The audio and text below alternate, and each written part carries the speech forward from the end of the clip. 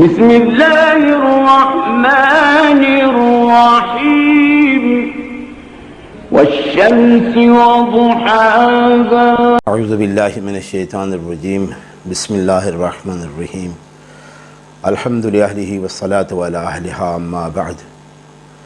فقد قال اللہ تبارک و تعالی فی کتابہ المجید والفرقان الحمید وهو اصدق القائلین وقولہ الحق بسم اللہ الرحمن الرحیم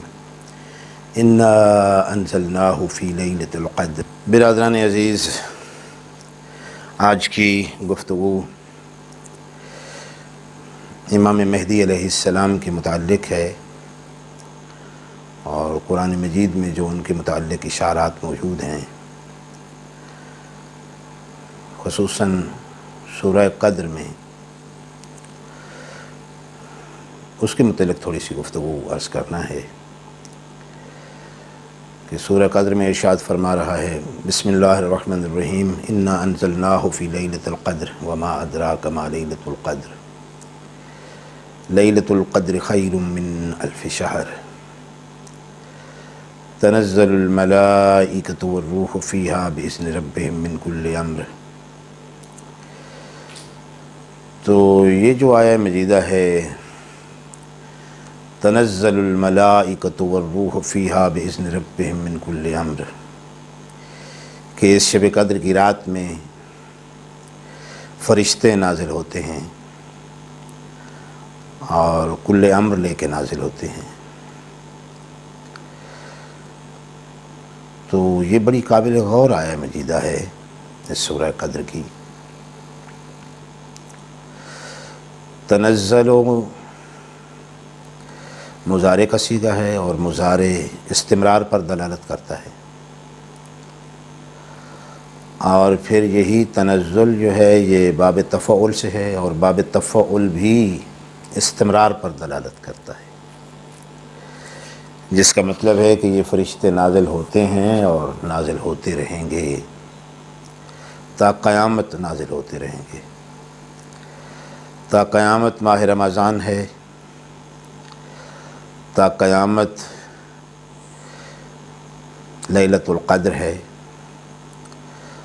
اور تا قیامت فرشتے نازل ہوتے رہیں گے اور کل امر کے ساتھ نازل ہوتے رہیں گے۔ تو کس پہ نازل ہوتے رہیں گے؟ یہ ایک ایسا سوال ہے جس کا جواب تلاش کرنے کی ضرورت ہے، چونکہ فرشتوں کا نزول اور کل امر کے ساتھ نزول تو ظاہر سی بات ہے، وہ کہ علماء فرماتے ہیں، اور علماء بہتر جانتے ہیں کہ کوئی بھی چیز معدوم پر تو نازل نہیں ہو سکتی، ایسی چیز جس کا وجود ہی نہ ہو، ایسی چیز جو عدم میں ہو، تو اس پر تو نازل نہیں ہو سکتی۔ تو یقیناً کوئی ہستی ایسی ہر زمانے میں موجود ہونی چاہیے جس پر فرشتے کل امر لے کے نازل ہوں، اور وہ کل امر وہی شب قدر میں جس کی طرف اشارہ کیا گیا، اور شب قدر کے نام سے بھی جس چیز کا پتہ چلتا ہے کہ تقدیر، سال بھر کی تقدیر محتوم، حتمی تقدیر ہر انسان کے متعلق اس شب قدر میں لے کے وہ فرشتے زمین پر آتے ہیں۔ تو زمین پر ہی کسی ایسی حجت کا وجود ضروری ہے کہ جس پر وہ فرشتے نازل ہوں۔ جہاں تک شب قدر کا تعلق ہے، عالم اسلام کے بہت بڑے مفسر ہیں علامہ رشید الدین، جنہوں نے فرمایا ہے کہ کچھ علماء کا یہ کہنا ہے کہ رسول کریم صلی اللہ علیہ وآلہ وسلم کے بعد یہ شب قدر اٹھا لی گئی، لیکن علماء کی اکثریت اس چیز کی قائل ہے کہ نہیں، شب قدر موجود ہے اور قیامت تک موجود رہے گی، اور قیامت تک آتی رہے گی، ہر ماہ رمضان میں آتی رہے گی، اور ہر ماہ رمضان میں فرشتے کل امر لے کے نازل ہوتے رہیں گے۔ یہ علماء اسلام کا یہ کہنا ہے۔ اسی طرح سے حدیث معراج میں بھی ایک روایت ملتی ہے کہ خداوند عالم نے ارشاد فرمایا کہ حبیب آپ سورہ توحید کی تلاوت کریں، تو نبی کریم نے سورہ توحید کی تلاوت کی، تو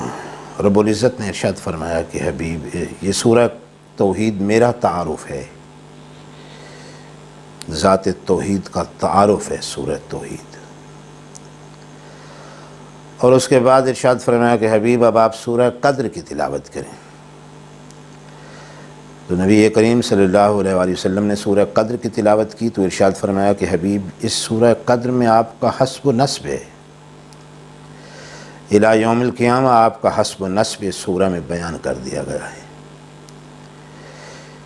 جس سے واضح ایک اشارہ ہے اس چیز کی طرف کہ نسب رسول اللہ میں سے ہی کچھ ایسی شخصیات ہر دور میں موجود رہیں گی جن پر فرشتے ان شبہ قدر میں کل امر لے کر نازل ہوتے رہیں گے۔ کچھ محققین اور کچھ ہمارے محترم علماء اور کچھ سکالرز نے جنہوں نے اس چیز کا انکار کیا ہے کہ نہیں قرآن میں مجید میں کہیں پر بھی جناب مہدی علیہ السلام کا ذکر نہیں ہے، تو ان کی اپنی ایک رائے ہے۔ ہم تو دریدہ دہن نہیں ہیں کہ کسی کے ساتھ کوئی ایسی بات کریں کسی کے متعلق جو اخلاق سے گری ہوئی ہو، دریدہ دہنی ہمارا شیوا ہی نہیں ہے۔ ہم تو ایک طالب علم ہیں اور طالب علمانہ سا ہمارا ایک سوال ہے کہ اگر وہ محققین اور وہ اسکالر ہمارے محترم دوست یہ اس سورہ قدر کی تھوڑی سی تفسیر کر کے ہمیں سمجھا دیں کہ وہ فرشتے جو ہیں وہ شب قدر میں کل امر لے کے کہاں نازل ہوتے ہیں اور کس پہ نازل ہوتے ہیں، کس کی خدمت میں آتے ہیں۔ ہمارے ہاں تو ایک روایت سرکار امام محمد باقر علیہ السلام سے بھی ہے، اور امام محمد باقر علیہ السلام وہ ہستی ہیں کہ جو بالواسطہ طور پر یا بلا واسطہ طور پر ائمہ اربعہ کی بھی اساتید میں شامل ہیں۔ تو وہ فرماتی ہیں کہ اپنے مخالف سے اگر تم نے بحث کرنی ہو امام مہدی کے متعلق تو آپ سورہ قدر سے استدلال کریں اور ان سے سوال کریں کہ یہ جو قرآن مجید کی آیت ہے تنزل الملائکۃ والروح فیہا بإذن ربہم من کل امر سلام ہی حتی مطلع الفجر، تو آخر وہ فرشتگان کس پہ نازل ہوتے ہیں کل امر لے کے۔ امام فرماتے ہیں کہ اگر کوئی یہ کہے کہ فرشتے آتے ہیں مگر کسی پر نہیں آتے تو یہ غلط ہے، کیونکہ کوئی بھی چیز کسی معدوم پر نہیں بھیجی جاتی۔ اور امام پنجم یہ بھی فرماتے ہیں کہ لیلۃ القدر کو تمہیں جان لینا چاہیے، جو حقیقت لیلۃ القدر کو سمجھ جاتا ہے وہ صاحب الامر کو بھی سمجھ جاتا ہے جس پر فرشتے نازل ہوتے ہیں۔ اس کے علاوہ علامہ ابن حجر مکی سوائق محکمہ میں ارشاد فرما رہے ہیں کہ حدیث ثقلین جو ہے اس میں اہل بیت سے تمسک کی جو بات رسول اللہ صلی اللہ علیہ وآلہ وسلم ارشاد فرما رہے ہیں اس سے ثابت ہوتا ہے کہ تا روز قیامت کتاب باقی ہے اور اہل بیت کا کوئی نہ کوئی فرد تا قیامت موجود ہونا چاہیے جس سے تمسک کا حکم ہو رہا ہے۔ یہ بڑی اہم بات کی ہے سوائق محکمہ میں علامہ ابن حجر مکی نے، اور انسانی عقل واقعی جستجو میں ہو جاتی ہے اور اس تلاش میں ہو جاتی ہے کہ واقعی کسی ایسی ہستی کو تلاش کرنا چاہیے جس سے تمسک ہونا چاہیے، چونکہ ہر دور میں تمسک کا حکم ہے۔ اور اسی طرح سے قرآن مجید کی یہ آیت ہے وَكَذَلِكَ جَعَلْنَاكُمْ أُمَّةً وَسَطًا لِتَكُونُوا شُهَدَاءَ عَلَى النَّاسِ وَيَكُونَ الرَّسُولُ عَلَيْكُمْ شَهِيدًا۔ سورہ بقرہ فخر الدین رازی فرماتے ہیں کہ ضروری ہے کہ رسول اللہ کے بعد ہر زمانے میں کوئی شاہد ہو اور وہ شاہد خطا سے مسون ہو یعنی معصوم ہو، وگرنہ دوسرے گواہ کی ضرورت ہوگی، اور اس سے دور لازم آتا ہے۔ اور اس دور میں شاہد کون ہے؟ یہ سوال پھر پیدا ہوتا ہے کہ اس دور میں بھی کوئی شاہد ہوگا۔ یہ قرآن مجید کی آیت ہے، سورہ اسراء کی آیت 69 ہے، یوم ندعو کل اناس بامامہم، چونکہ آیت یہ کہہ رہی ہے کہ قیامت کے دن ہم ہر شخص کو اس کے امام کے ساتھ بلائیں گے۔ تو اس دور کا وہ امام کون ہے؟ یہ بھی ایک سوال ہے ہمارے ذہن میں، اس کی بھی وضاحت اگر فرما دیں۔ آج کل کے ہمارے جو اسکالر دوست ہیں اور جو محققین ہیں، وہ اس آیہ مجیدہ میں کس چیز کی طرف اشارہ کر رہا ہے خداوند عالم، کہ ہم قیامت کے دن ہر انسان کو اس کے امام کے ساتھ بلائیں گے، تو آج کے دور کا وہ امام کون ہے جن کے ساتھ آج کے لوگوں کو بلایا جائے گا؟ سورہ قصص کی آیت 41 ہے، جس میں ارشاد فرمایا جا رہا ہے کہ وَجَعَلْنَاهُمْ أَئِمَّةً يَدْعُونَ إِلَى النَّارِ، اور ہم نے قرار دیا ہے انہیں وہ امام جو جہنم کی طرف، آگ کی طرف بلاتے ہیں۔ اگر جہنم اور آتش اور آگ کی طرف بلانے والے امام موجود ہیں اسی زمین پر، تو پھر جنت کی طرف بھی بلانے والے کچھ ائمہ ہونے چاہیے۔ انسانی عقل میں ایک سوال یہ بھی پیدا ہوتا ہے کہ کیا یہ ممکن ہے کہ یا کیا یہ عدل الہی کے خلاف نہیں ہے کہ ہر دور میں جہنم کی طرف بلانے والے ائمہ موجود ہوں اور ہدایت کی طرف بلانے والا کوئی امام موجود نہ ہو؟ اسی طرح سے سورہ توبہ کی آیت 12 میں ارشاد فرمایا وَقَاتِلُوا أَئِمَّةَ الْكُفْرِ، کہ کفر کے اماموں کے ساتھ جنگ کرو۔ تو اس کا مطلب ہے کہ ہر دور میں کفر کے امام موجود ہیں، جس طرح جہنم کی طرف بلانے والے امام ہر دور میں موجود ہیں، کفر کی طرف بلانے والے ائمہ ہر دور میں موجود ہیں، تو ہدایت کی طرف بھی پھر کوئی بلانے والا امام موجود ہونا چاہیے۔ اور اس کی طرف اشارہ کیا سورہ انبیاء کی آیت 73 میں وَجَعَلْنَاهُمْ أَئِمَّةً يَهْدُونَ بِأَمْرِنَا، اور یہ آیت صاف طور پہ بتا رہی ہے کہ جس طرح جہنم کی طرف بلانے والے امام ہر دور میں موجود ہوں گے اور ائمہ کفر ہوں گے، اسی طرح سے خداوند عالم کی طرف سے قرار دیے گئے ائمہ ہدایت بھی موجود ہوں گے۔ یہ سورہ انبیاء۔ اور اسی طرح سے ایک اور بڑی مشہور حدیث ہے نبی کریم صلی اللہ علیہ وآلہ وسلم کی کہ من مات ولم يعرف امام زمانہ مات میتۃ جاہلیہ، جو شخص اپنے امام وقت کی پہچان کیے بغیر مر جائے تو وہ جاہلیت کی موت مرا ہے۔ من مات ولم يعرف امام زمانہ، اپنے زمانے کے امام کی معرفت کے بغیر کر کے مر گیا ہے۔ اس حدیث سے صاف طور پہ یہ پتہ چلتا ہے کہ ہر دور میں ایک امام کا وجود ضروری ہے جس کی معرفت ہر انسان کے لیے ضروری ہے، اور اس کی معرفت حاصل کیے بغیر انسان کی موت جاہلیت کی موت ہے، جس کے متعلق علامہ حمیدی اپنی کتاب جمع بین الصحیحین میں حضرت عبداللہ ابن عمر سے روایت نقل کرتے ہیں کہ رسول اللہ صلی اللہ علیہ وآلہ وسلم نے ارشاد فرمایا وَمَن مَّاتَ وَلَيْسَ فِي عُنُقِهِ بَيْعَةٌ فَمَاتَ مِيتَةً جَاهِلِيَّةً، جو شخص دنیا سے چلا جائے، مر جائے اور اس کی گردن میں کسی امام کی بیعت موجود نہ ہو تو وہ جاہلیت کی موت مرا ہے۔ اسی طرح سے ملا سعد الدین تفتازانی نے اپنی کتاب شرح العقائد النفسیہ میں صفحہ 110 پر وہ رقم ترازیں فرماتے ہیں کہ رسول اللہ صلی اللہ علیہ وآلہ وسلم نے ارشاد فرمایا من مات ولم يعرف امام زمانہ مات میتۃ جاہلیہ، جو شخص اپنے وقت کے اور اپنے زمانے کے امام کی معرفت حاصل کیے بغیر مر جائے وہ زمانہ جاہلیت کی موت مر گیا ہے۔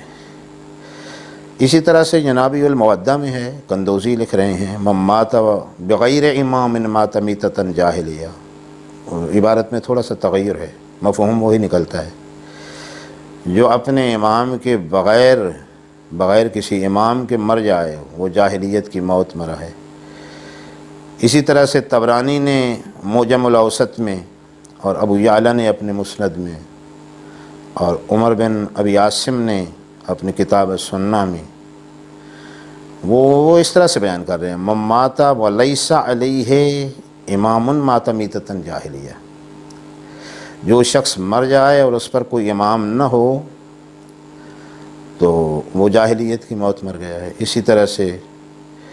ابن حبان نے اپنی تفسیر صحیح میں نقل فرمایا ہے۔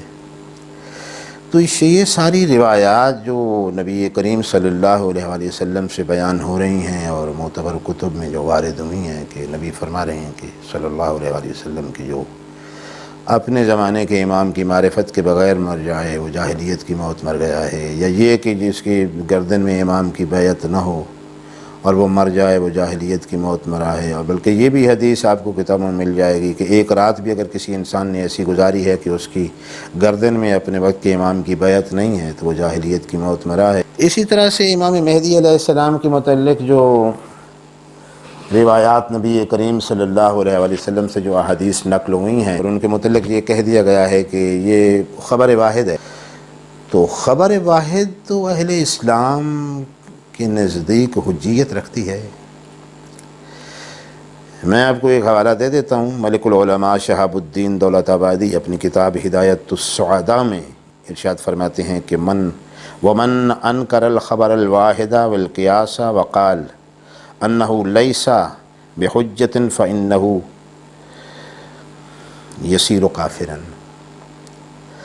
ولو قال هذا الخبر الواحد غير صحيح وهذا القياس غير ثابت لا يصير كافرا ولكن يصير فاسقا، کہ جو شخص خبر واحد کا انکار کرتا ہے، یہ ملک العلماء شہاب الدین دولت آبادی اپنی کتاب ہدایت السعداء میں ارشاد فرما رہے ہیں، خبر واحد کا اگر کوئی انکار کر دیتا ہے یا قیاس کا انکار کر دیتا ہے کہ یہ ثابت نہیں ہے، تو وہ اس کے لیے جو لفظ ارشاد فرما رہے ہیں میری زبان میں اب طاقت نہیں ہے، آپ بہتر جانتے ہیں، اور فرما رہے ہیں کہ اگر وہ یہ کہے کہ یہ ثابت نہیں ہے تو پھر اس کے لیے دوسرا لفظ انہوں نے استعمال کیا ہے، جس سے یہ ثابت ہوتا ہے کہ خبر واحد بھی حجت ہو سکتی ہے اور علماء اسلام اس کی تصدیق فرما رہے ہیں۔ اور اسی طرح سے نبی کریم صلی اللہ علیہ وآلہ وسلم کی یہ حدیث مبارکہ من مات ولم یعرف ما مزمانہ مات میتۃ جاہلیہ، اس کی بھی اوپر جو سوالات ذہن میں اٹھتے ہیں ان کا بھی جواب ایک طالب علم کے طور پہ، ایک طالب علمانہ سے ہمارا ایک سوال ہے، اگر ہمیں جواب سے مستفید فرما دیا جائے۔ اور اسی طرح سے یوم ندعو کل اناس بامامہم کی وضاحت، اور سب سے بڑھ کے وہی سورہ قدر کہ تنزل الملائکۃ والروح فیہا باذن ربہم من کل امر، کہ وہ فرشتے ہر سال شب قدر میں، ہر ماہ رمضان کی ہر شب قدر میں آسمان سے کل امر لے کے نازل ہوتے ہیں، تو کس پہ نازل ہوتے ہیں؟ اس سوال کا جواب اگر دے دیا جائے تو یقیناً بندہ اور یہ طالب علم ان تمام سکالر اور محققین دوستوں کا شکر گزار ہوگا۔ وآخر دعوانا ان الحمدللہ۔